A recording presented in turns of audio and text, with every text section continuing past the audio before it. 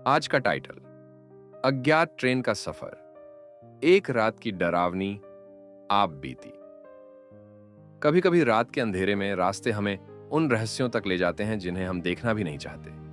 ये कहानी है एक यात्री की जो एक ट्रेन में सफर कर रहा था, लेकिन वह ट्रेन कोई आम ट्रेन नहीं थी। समय से 2 घंटे लेट, सुनसान डिब्बों में खामोश लोग, मोबाइल नेटवर्क गायब और घड़ी की सुइयां रुक जाना। जैसे जैसे ट्रेन आगे बढ़ती है, अंधेरा जिंदा होने लगता है।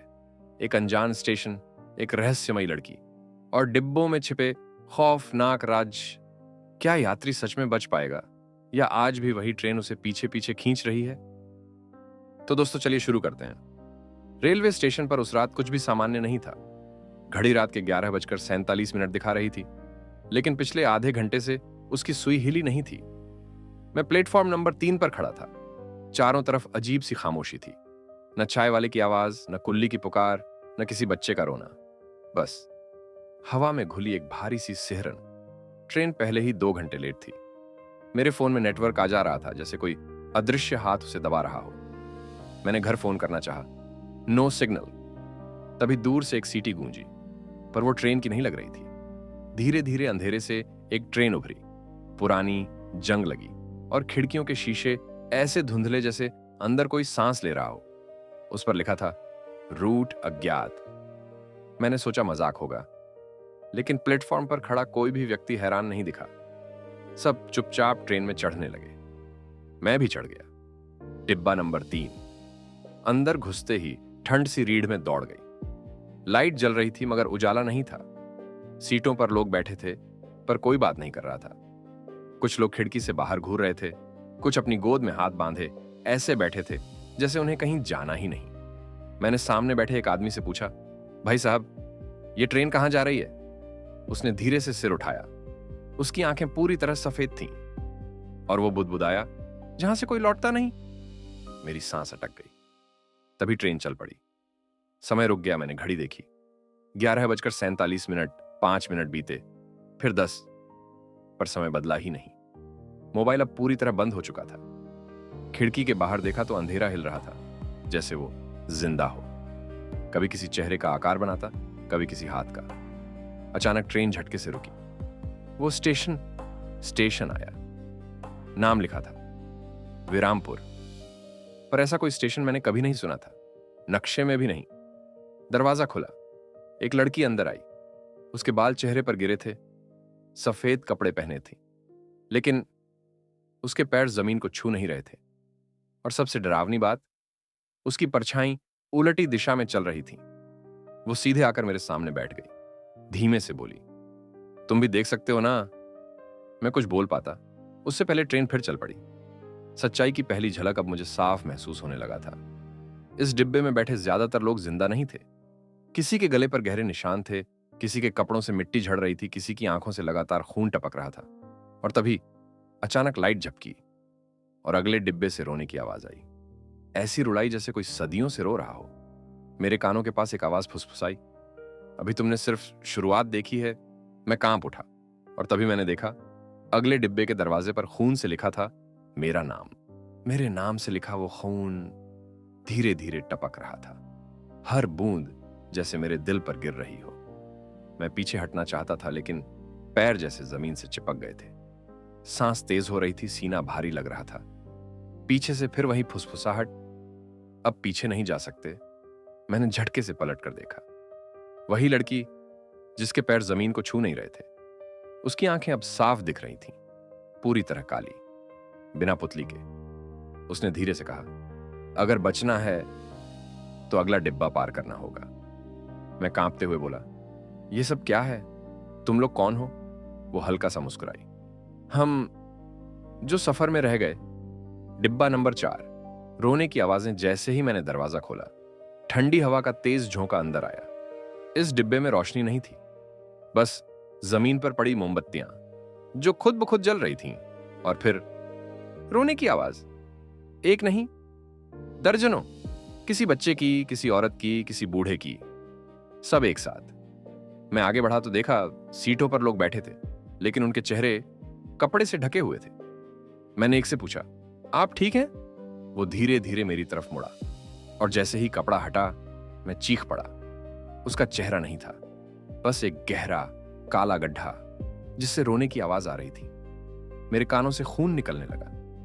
पीछे से किसी ने मेरा कंधा पकड़ा। वो लड़की थी। मत देखो, ये वो लोग हैं जिन्होंने अपनी मौत खुद चुनी। कैसे? मैंने हाँफते हुए पूछा। वो बोली, ट्रेन के रुकने का इंतजार करते रहे पर कभी उतरे नहीं। डिब्बा नंबर 5, खून से सने नंबर। अगला डिब्बा और भी भयानक था। सीट नंबर खून से लिखे थे, 1, 2, 3। हर नंबर के नीचे एक नाम। और जब मेरी नजर नीचे गई, 17, मेरा नाम। मेरे हाथ कांपने लगे। ये क्या है? मैं चिल्लाया। लड़की ने धीरे से कहा, यह लिस्ट है जो इस ट्रेन में आने वालों की बनती है। मैंने कांपते हुए पूछा, तो मैं भी मर चुका हूं? उसने जवाब नहीं दिया, बस ट्रेन की खिड़की की तरफ इशारा किया। बाहर देखा तो मेरा ही शरीर पटरी के पास पड़ा था, खून से लथपथ। मेरे मुंह से चीख निकल गई, नहीं, यह झूठ है। लेकिन तभी आवाज आई, तुमने ट्रेन पकड़ ली थी, अब वापसी नहीं। समय का सच अचानक ट्रेन धीमी होने लगी। घड़ी अब भी 11:47 दिखा रही थी। लड़की बोली, यहां समय मर चुका है, जो एक बार चढ़ा वो यहीं अटक गया। मैंने पूछा, तो तुम क्यों यहां हो? उसकी आंखों में आंसू आ गए। मैं इस ट्रेन की आखिरी यात्री थी जिसे उतरने का मौका मिला था। तो फिर तुम? वो बोली, मुझे वापस भेजा गया है ताकि कोई और ना फंसे। उसने मेरा हाथ पकड़ा। उसका हाथ बर्फ जैसा ठंडा था। अभी भी एक रास्ता है, वो फुसफुसाई, लेकिन उसके लिए तुम्हें आखिरी डिब्बे में जाना होगा। आखिरी डिब्बा जैसे ही दरवाजा खुला, पूरा अंधेरा और बीच में एक आईना। मैंने उसमें देखा तो सामने मैं था, लेकिन मेरी आंखें काली थीं और होंठों पर वही डरावनी मुस्कान। वो परछाई बोली, तुम मुझसे भाग नहीं सकते। पूरा डिब्बा कांपने लगा। ट्रेन की रफ्तार तेज हो गई। लड़की चिल्लाई, अब फैसला करो। अगर जिंदा रहना है तो इस ट्रेन को छोड़ दो, वरना तुम भी इसी का हिस्सा बन जाओगे। मैंने आंखें बंद की और जोर से चिल्लाया, मुझे जिंदा रहना है। अचानक तेज झटका लगा। सब कुछ अंधेरा, फिर साइलेंस। मैं उठा। मैं रेलवे ट्रैक के पास पड़ा था। सुबह हो चुकी थी। लोग इकट्ठा थे। कोई कह रहा था, ये कैसे बच गया? कोई बोला, कल रात यहां कोई ट्रेन आई ही नहीं। मैंने कांपते हाथों से जेब देखी। वहां एक चीज थी, एक पुराना टिकट जिस पर लिखा था रूट, अज्ञात डिब्बा, आखिरी सीट 17 और पीछे खून से लिखा था, अभी सफर खत्म नहीं हुआ। मैं जिंदा था। कम से कम मुझे ऐसा लग रहा था। सूरज की हल्की रोशनी मेरी आंखों पर पड़ रही थी और आसपास लोगों की आवाजें थीं। होश में आ गया है। अरे कोई पानी लाओ। मैं जमीन पर पड़ा था, रेलवे ट्रैक के पास। सर में दर्द था, जैसे किसी ने अंदर से हथौड़ा मारा हो। लेकिन सबसे अजीब बात यह थी, मुझे ठंड नहीं लग रही थी, जबकि जमीन गीली थी।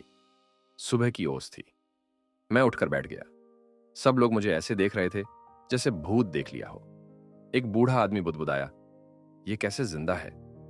मैंने घबरा कर पूछा, क्या क्या हुआ था?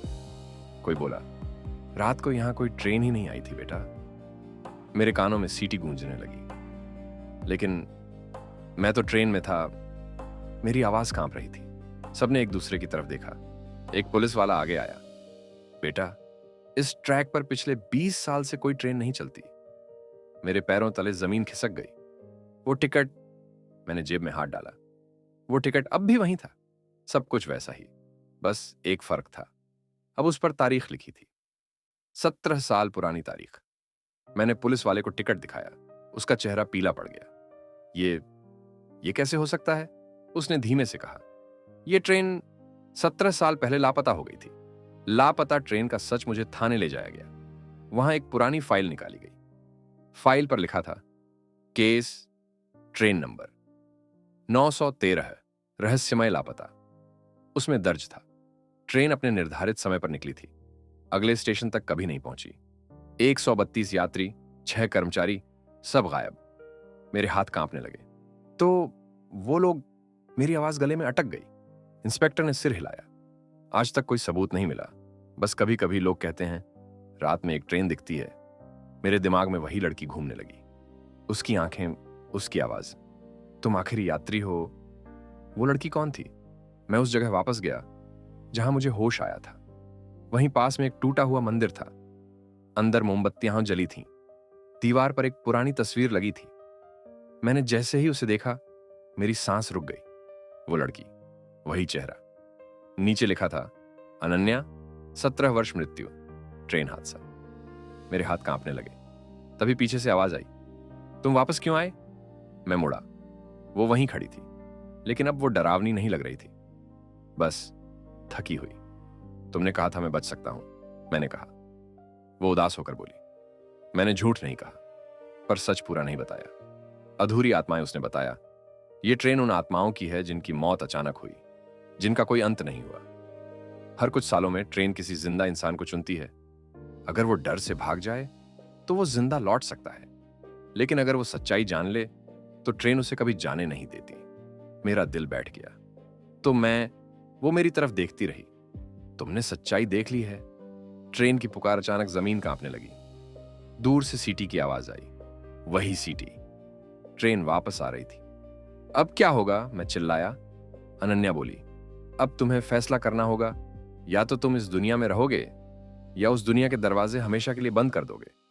लेकिन याद रखना, उसकी आवाज गूंजने लगी, अगर तुम लौटे तो कोई तुम्हें पहचान नहीं पाएगा। जमीन फटने लगी। धुआं फैल गया। मैंने अपनी आंखें बंद की और जोर से चिल्लाया, मैं जिंदा रहना चाहता हूं। अचानक सन्नाटा, सब कुछ शांत हो गया। मैं जमीन पर गिर पड़ा। आंखें खुली। चारों ओर अस्पताल था। मशीनों की बीप। एक नर्स बोली, ये होश में आ गया है, डॉक्टर ने कहा। ये 3 दिन से कोमा में था। मैंने हांफते हुए पूछा, ट्रेन? डॉक्टर ने अजीब नजर से देखा, कौन सी ट्रेन? लेकिन रात को जब मैं अकेला था, मैंने शीशे में देखा, मेरी परछाई मेरी तरफ नहीं देख रही थी। वो मुस्कुरा रही थी और पीछे खिड़की के बाहर रेलवे ट्रैक पर धीरे धीरे एक ट्रेन रुक रही थी। उस पर लिखा था, रूट अज्ञात, और अंदर से एक आवाज आई, अभी सफर बाकी है। मैं अस्पताल के बेड पर लेटा था। चारों तरफ सफेद दीवारें, मशीनों की धीमी आवाज और खिड़की से आती हल्की हवा। सब कुछ सामान्य लग रहा था, पर कुछ ज्यादा ही सामान्य। मैंने हाथ उठाया। नसों में लगी सुई असली थी, दर्द भी असली था। तो फिर वो ट्रेन, वो लड़की, वो परछाइयां, क्या वो सब सिर्फ सपना था? तभी कमरे का दरवाजा अपने आप चरमराया। मैंने देखा, वही नर्स जो थोड़ी देर पहले थी, लेकिन इस बार उसकी परछाई दीवार पर नहीं थी। मैंने निगलते हुए पूछा, आप ठीक है ना? वो मुस्कुराई, पर उसकी मुस्कान आंखों तक नहीं पहुंची। तुम बहुत भागे। उसकी आवाज में अजीब सी गूंज थी। अब आराम करो। उसने इंजेक्शन उठाया। मेरे अंदर कुछ चीख पड़ा। नहीं! मैंने उसका हाथ पकड़ लिया और तभी उसकी कलाई धुएं में बदल गई। मेरे हाथ खाली रह गए। मैं पीछे सरक गया। तुम इंसान नहीं हो, वो बोली, और तुम भी अब नहीं हो। दीवारों के पीछे कमरा अचानक लंबा होने लगा। दीवारें सांस ले रही थी। मॉनिटर की बीप धीरे धीरे ट्रेन की सीटी में बदल गई। मेरे कानों में वही आवाज गूंजने लगी, अभी सफर बाकी है। मैंने बिस्तर से छलांग लगाई। दरवाजा खोला। बाहर अस्पताल नहीं था, वो फिर वही स्टेशन था, लेकिन इस बार सब कुछ टूटा फूटा था। बोर्ड पर लिखा था, अंतिम पड़ाव। मेरे पैरों के नीचे जमीन कांप रही थी। तभी पीछे से आवाज आई, तुम यहां तक कैसे पहुंच गए? मैं मुड़ा। वो अनन्या थी, लेकिन अब वो आधी पारदर्शी थी। तुमने कहा था मैं बच सकता हूं, मैं चिल्लाया। उसने मेरी तरफ देखा। आंखों में दर्द था। मैंने कहा था, अगर तुम डर से भाग जाओ, लेकिन तुमने सच जान लिया। वो दरवाजा स्टेशन के आखिरी कोने में एक दरवाजा था। उस पर लिखा था, यादों का डिब्बा। अनन्या ने कहा, इसके अंदर तुम्हारी असली मौत छुपी है। मैं पीछे हटा। मैं नहीं देखना चाहता। वो धीरे से बोली, अगर नहीं देखा तो तुम कभी बाहर नहीं जाओगे। मेरे हाथ कांप रहे थे। मैंने दरवाजा खोला। सच्चाई अंदर अंधेरा नहीं था, बल्कि एक सड़क थी। बारिश हो रही थी और मैं खुद को वहां खड़ा देख रहा था, फोन कान से लगा हुआ। हाँ, बस पहुंचने वाला हूं, मैं हंसते हुए बोल रहा था। फिर एक ट्रेन की सीटी। मैंने पीछे देखा। तेज रफ्तार, बहुत पास, बहुत तेज, और फिर सब कुछ लाल। चीख, दर्द, खामोशी। मैं गिर पड़ा। मेरी आंखों से आंसू बहने लगे। तो मैं मर चुका हूं, अनन्या की आवाज आई। उस रात तुमने पटरी पार की थी और ट्रेन नहीं रुकी। अधूरा सच। तो फिर मैं यहां क्यों हूं? मैं रो पड़ा। वो बोली, क्योंकि तुमने मौत को स्वीकार नहीं किया। तुम्हारा मन अब भी जिंदा रहने की जिद करता है और यही ट्रेन की ताकत है। मैंने पूछा, तो बाकी यात्री? उसने धीरे से कहा, सब ऐसे, पर अगर चुना दूसरा रास्ता। उसकी आवाज टूट गई। तो तुम मुझे भूल जाओगे। मेरे दिल में कुछ टूटा। और तुम? वो हल्की मुस्कान के साथ बोली, मैं तो पहले ही भूल चुकी हूं। फैसला ट्रेन करीब आ रही थी। हवा कांप रही थी। मैंने आंखें बंद की और फुसफुसाया, अगर यही सच है तो मैं इसे स्वीकार करता हूं। तेज रोशनी फैली। एक तेज आवाज, धड़ाम। फिर मैं एक कमरे में था, असली कमरे में। मेरे माता पिता रो रहे थे। डॉक्टर मुस्कुरा रहा था। मरीज खतरे से बाहर है। मैंने आंखें खोली। सब खुश थे, लेकिन जब मैंने शीशे में देखा, मेरी परछाई मेरे साथ नहीं हिली। वो बस खड़ी रही और मुस्कुराई। मैं अपने कमरे में था। सब कुछ सामान्य लग रहा था। माँ बाप, डॉक्टर, नर्स, सभी अपने काम में व्यस्त थे, लेकिन मेरी परछाई अभी भी हिली नहीं। वो मेरे पीछे खड़ी थी। उसकी आंखों में वही खालीपन और वही मुस्कान जो मुझे रातों में नींद नहीं लेने देती थी। मैं धीरे से बोला, तुम अभी भी यहां हो? उसने सिर हिलाया। हां, क्योंकि तुमने ट्रेन की सच्चाई देख ली। अब तुम भी उसकी दुनिया से जुड़ गए हो। तुम इसे स्वीकार कर लो या हमेशा के लिए खो जाओ। मैंने महसूस किया कि मेरी सांस तेज हो रही है। दिल धड़क रहा था, लेकिन यह डर किसी भूत या डरावने दृश्य का नहीं था। यह मानसिक डर था, एक डर जो खुद पर नियंत्रण खो देने जैसा था। रात की ट्रेन वापस रात हुई। मैं बेड पर लेटा था, लेकिन रात के 11:47 पर वो ट्रेन की सीटी फिर गूंजी। मैंने खिड़की की ओर देखा और वहां रेलवे ट्रैक पर वही ट्रेन खड़ी थी। लाइटें लाल, धुएं से ढकी और अंदर से आवाजें, वे लोग जो मैंने पार्ट 2 और 3 में देखे थे। मैंने अपने दिमाग से कहा, यह सब ह्वांजुए है, मैं जिंदा हूं। लेकिन ट्रेन ने चलना शुरू किया और जैसे ही उसने गति पकड़ी, मेरा बेड हिलने लगा। सब मशीनों की बीप गायब हो गई। कमरे की दीवारें फड़फड़ाईं और मैं खुद को रेलवे स्टेशन पर खड़ा पाया। यादों का डिब्बा। फिर सामने मैंने देखा वही दरवाजा। यादों का डिब्बा। मेरी थोड़ी कांप रही थी। मैं डर गया, लेकिन अनन्या ने मुझे धीरे से धक्का दिया। अभी समय है, वरना तुम हमेशा के लिए खो जाओगे। मैंने दरवाजा खोला और अंदर मेरी यादें, सच की यादें। मैं ट्रेन पकड़ने गया। रात का अजीब अंधेरा, खामोशी, उन आत्माओं की आवाजें, खून से सना मेरा नाम। हर घटना जीवंत थी। हर आवाज कानों में गूंज रही थी और मैं हिल नहीं पा रहा था। पहली आत्मा, जैसे ही मैं आगे बढ़ा, एक सीट पर एक पुराना आदमी बैठा था। उसकी आंखें बंद थीं और उसकी मुट्ठी में मेरी उंगली। ये क्या कर रहा है? मैं चिल्लाया। वो खुली आंखों से मुझसे टकराया। तुमने जो देखा वही तुम्हें यहां लाया है। अब तुम हमारी तरह बन सकते हो। मैं पीछे हटा, लेकिन फर्श धुआं हो गया और आदमी गायब हो गया। सिर्फ उसके गले से निकलती धीमी रोने की आवाज बाकी रही। खून से बने संकेत। जैसे ही मैं डिब्बे के और अंदर गया, फर्श पर खून से बनते निशान दिखे और हर निशान मेरे नाम की ओर जा रहा था। मैंने देखा मेरा नाम, मेरे जन्म की तारीख, मेरी मौत की तारीख, और वहां लिखा था, सिर्फ सच स्वीकार करने वाले तुम तैयार हो? उसकी आवाज अब सख्त थी। अगर डर से भागे तो कभी लौटने का मौका नहीं मिलेगा। अगर पछतावा किया तो हमेशा के लिए खो जाओगे। मैंने कांपते हुए सिर हिलाया। मैं तैयार हूं। अंतिम दरवाजा। अनन्या ने मुझे ट्रेन के आखिरी डिब्बे की ओर धकेला। दरवाजा खोला। एक शुद्ध सफेद कमरे जैसी जगह है, बीच में आईना। मैंने उसमें देखा खुद को, लेकिन अब मेरा चेहरा बदल गया था। आंखें काली, होंठ हिले नहीं और हाथ जैसे पत्थर के बने हों। अनन्या बोली, यह तुम्हारा सच है, अब इसे स्वीकार करो। मैंने कांपते हुए कहा, मैं डरता हूं। वो मुस्कुराई। ठीक है, डरना भी तुम्हारा हिस्सा है, लेकिन डर के साथ जीना और डर के बिना मरना दो अलग चीजें हैं। तुम्हें फैसला करना होगा। फैसला। मैंने धीरे से अपना हाथ आईने की तरफ बढ़ाया। जैसे ही मेरी उंगली आईने को छुई, सारा डिब्बा हिल गया। लाल रोशनी फैल गई और ट्रेन की सीटी गूंजी। मैंने आंखें बंद की और फुसफुसाया, मैं डरता हूं लेकिन जीना चाहता हूं। और फिर मैं अस्पताल में जागा। सब कुछ सामान्य था। माँ बाप खुश, डॉक्टर मुस्कुराते हुए। लेकिन जब मैंने शीशे में देखा, मेरी परछाई अभी भी मेरे पीछे खड़ी थी। वो मुस्कुराई और फुसफुसाई, साफ नहीं, तुम अभी भी ट्रेन के बीच में हो।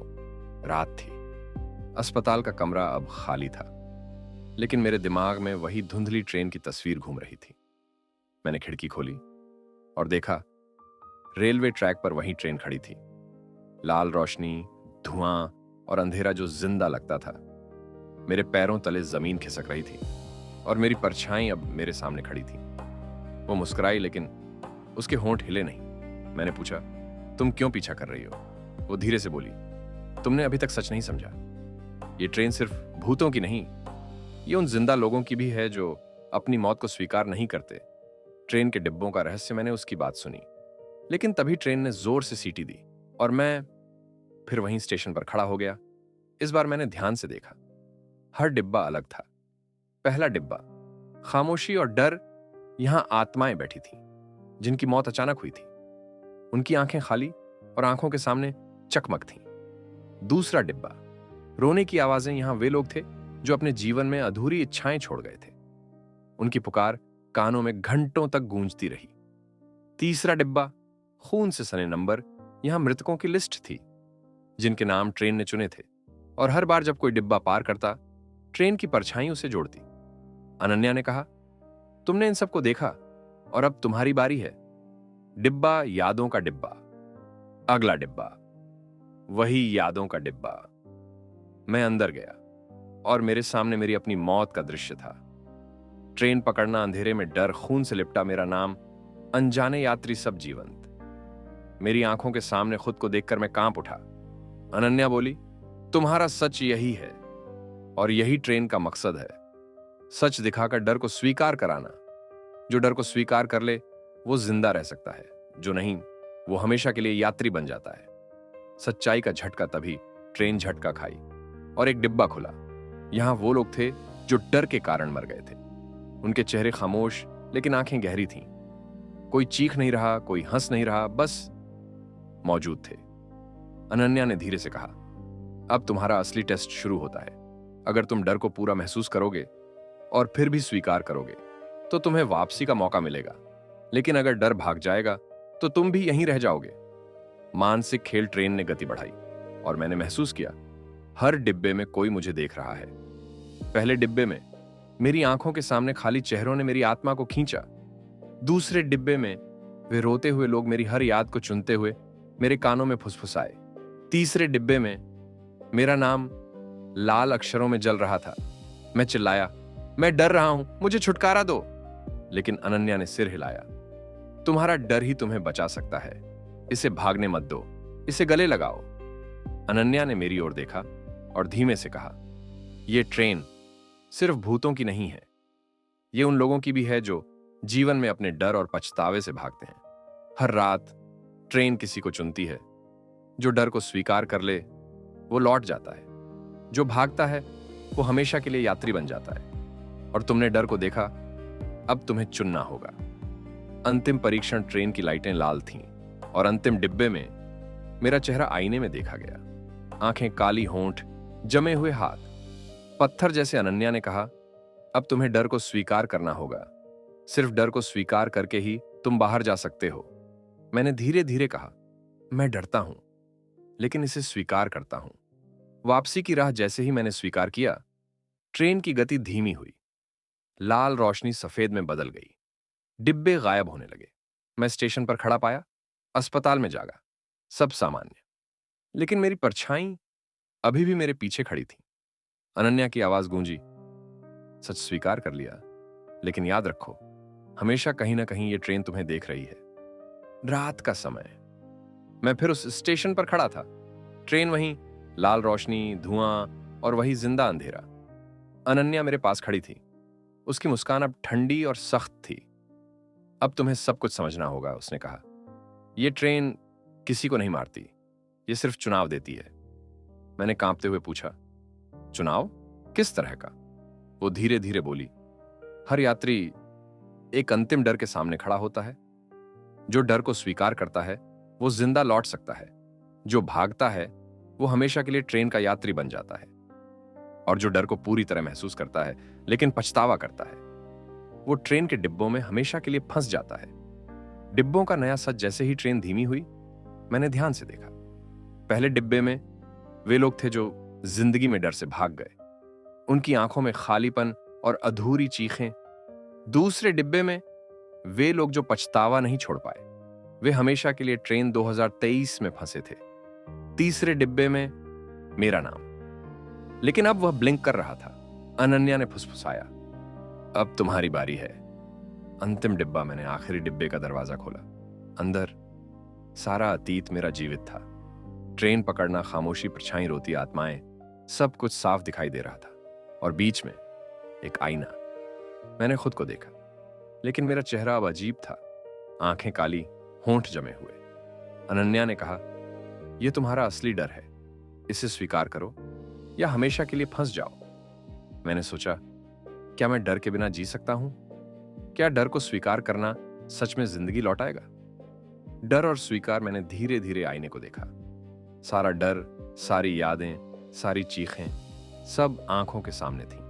और मैंने कहा, हां, मैं डरता हूं, लेकिन इसे स्वीकार करता हूं। मैं अपनी मौत और डर को देखता हूं और इसके साथ जीना चाहता हूं। अनन्या मुस्कुरी, तो तुम्हें आजाद किया गया। ट्रेन की रफ्तार जैसे ही मैंने स्वीकार किया, लाल रोशनी सफेद हो गई। डिब्बे गायब हुए, धुआं छंट गया। मैं फिर उसी स्टेशन पर खड़ा था। अस्पताल की घंटियां बज रही थीं। सब कुछ सामान्य लग रहा था। लेकिन अब मैंने महसूस किया, मेरी परछाई मेरे पीछे नहीं थी। मैं सच में जिंदा था और ट्रेन अब केवल रात की अंधेरी साजिश बनकर पीछे रह गई थी। चेतावनी। अनन्या ने धीरे से कहा, सावधान रहो। रात के 11:47 पर कहीं भी, किसी भी ट्रेन में, कभी कभी ये ट्रेन फिर आती है और एक नया यात्री चुनती है। तुम्हें याद रखना, डर को स्वीकार करना ही तुम्हें बचा सकता है, भूतों की नहीं, अपने ही डर की ट्रेन से। और जैसे ही उसने कहा, वो गायब हो गई, जैसे कभी मौजूद ही न थी। मानसिक प्रभाव। अगले दिन मैंने अपने दोस्तों और परिवार को सब बताया, लेकिन कोई विश्वास नहीं करता था। हॉस्पिटल रिकॉर्ड्स में 3 दिन का कोमा ट्रेन की कोई जानकारी नहीं। अजीब धुएं और लाल रोशनी की कोई तस्वीर नहीं। मैं अकेला था। लेकिन अब मेरे भीतर एक डर था जो कभी नहीं गया। कभी रात को जब मैं सोता, 11:47 पर मेरी नींद टूट जाती और कहीं दूर से सीटी गूंजती थी। मैं अपने कमरे में अकेला था। सब कुछ सामान्य लग रहा था, लेकिन मेरी आंखों के सामने हर समय वही लाल रोशनी और धुंधली ट्रेन घूम रही थी। मैंने सोचा, शायद अब सब खत्म हो गया। लेकिन रात के 11:47 पर वो सीटी फिर गूंजी। वो वहीं, अंधेरी, धुएं से भरी, जिंदा ट्रेन। मैं तेजी से खिड़की की ओर दौड़ा, लेकिन बाहर रेलवे स्टेशन नहीं था, बस अंधेरा और ट्रेन की धीमी गूंज। अनन्या का रहस्य। पल भर में अनन्या सामने थी, लेकिन अब उसका रूप और डरावना था। तुमने डर को स्वीकार किया, उसने कहा, लेकिन याद रखना, ट्रेन कभी नहीं भूलती। जो एक बार उसकी नजर में आया, वो हमेशा उसके रास्ते में है। मैंने कहा, तो क्या मैं सच में बच गया? उसकी आंखें खाली थीं। शायद अभी भी फंसे हुए हों। ट्रेन की वापसी। जैसे ही मैं बात कर रहा था, कमरे की दीवारें हिलने लगीं। फर्श धुआं हो गया। खिड़कियों के बाहर वही स्टेशन बन गया। ट्रेन धीरे धीरे रुक रही थी। दरवाजे खुले और अंदर से वही चेहरे झांक रहे थे। पहले डिब्बे में डर के शिकार लोग, दूसरे में रोने वाले लोग, तीसरे में खून से लिखे नाम और बीच में मेरा नाम चमक रहा था। अंतिम आईना। ट्रेन का आखिरी डिब्बा वही यादों का डिब्बा था। मैंने भीतर देखा। आईने में मेरा चेहरा, काला होंठ जमे हुए, आंखें खाली। अनन्या ने फुसफुसाया, अब तुम्हें चुनाव करना है। या तो इस ट्रेन के साथ चलो या सच स्वीकार करो। लेकिन फिर भी याद रखना, ट्रेन तुम्हें हमेशा याद रखेगी। मानसिक परीक्षण। मैंने ट्रेन के डिब्बों को ध्यान से देखा। हर यात्री जो डर को नहीं स्वीकार सका, हमेशा के लिए फंसा हर यात्री जो डर को देखा और स्वीकार किया, जिंदा लौट सका। हर यात्री जो डर को देखा लेकिन पछतावा किया, डिब्बों में अटका मेरा दिल जोर से धड़कने लगा। मैंने महसूस किया, अगर मैं भागा मैं फंस जाऊंगा। अगर मैंने डर को स्वीकार किया शायद मैं लौट जाऊंगा। मैंने गहरी सांस ली। मैं डरता हूं, लेकिन इसे स्वीकार करता हूं। वापसी या धोखा? जैसे ही मैंने स्वीकार किया, लाल रोशनी सफेद में बदल गई। ट्रेन की धुंध हट गई, डिब्बे गायब हो गए। मैं फिर अपने कमरे में जागा। सब सामान्य, माँ बाप खुश, डॉक्टर मुस्कुराते हुए। लेकिन मैंने देखा, मेरे पैर के नीचे एक पुराना टिकट ऊपर लिखा था, रूट अज्ञात डिब्बा, आखिरी सीट 17, और पीछे खून से हल्की सी लकीर, जैसे कोई मेरे पीछे खड़ा हो। मैंने शीशा देखा। मेरी परछाई अब मेरी तरफ नहीं देख रही थी। वो खड़ी थी और मुस्कुरा रही थी। फुसफुसाई, अभी सफर खत्म नहीं हुआ। अंत की चेतावनी उस रात से हर रात 11:47 पर कहीं भी सीटी गूंजती है, धुआं फैलता है, लाल रोशनी जिंदगी में छुपा डर दिखाती है, और मैं हमेशा सतर्क रहता हूं। कभी कभी लगता है, क्या सच में मैं जिंदा हूं या ट्रेन अभी भी मेरे पीछे पीछे चल रही है? कभी कभी मुझे लगता है, हर यात्री जो डर को स्वीकार नहीं करता वो मेरे साथ है, और शायद मेरा सफर अभी खत्म नहीं हुआ। तो दोस्तों, आज की कहानी यही समाप्त होती है। अगर आपको अच्छी लगी है तो लाइक एंड सब्सक्राइब करें। आपका अपना दोस्त है कि थैंक यू।